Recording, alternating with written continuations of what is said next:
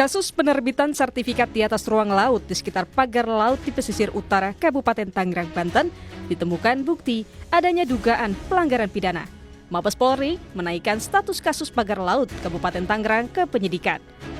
Penyidik menemukan indikasi dugaan pemalsuan dokumen berkaitan dengan munculnya atau terbitnya SHM dan SHGB di area pagar laut Kabupaten Tangerang.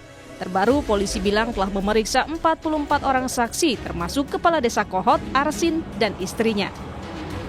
Dari penyelidikan kemudian juga sudah dinaikkan menjadi statusnya penyidikan. Dalam proses ini sudah melakukan pemeriksaan terhadap 44 saksi.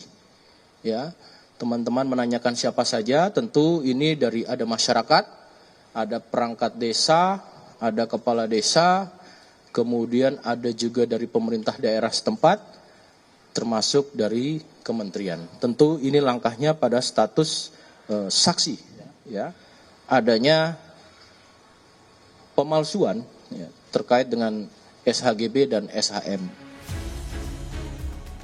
Sementara itu, salah satu pelapor kasus pagar laut di Kabupaten Tangerang, Perhimpunan Bantuan Hukum dan HAM Indonesia (PBHI) telah mendengar soal adanya kabar penetapan tersangka kasus pagar laut di Kabupaten Tangerang.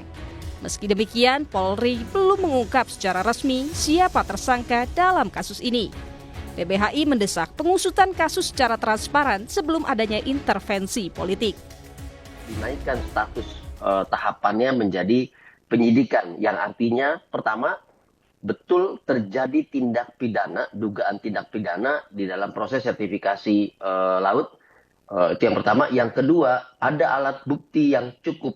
Paling tidak 2 alat bukti permulaan sehingga telah ditetapkan beberapa orang tersangka.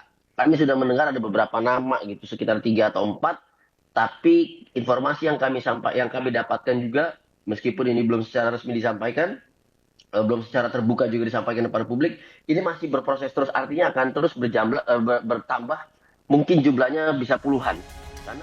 Pada kasus pagar laut Tangerang, polisi menemukan modus penerimaan sertifikat melalui surat palsu dalam melakukan permohonan pengukuran dan permohonan pengakuan hak ke Kantor Pertanahan Kabupaten Tangerang. Tim Liputan, Kompas TV.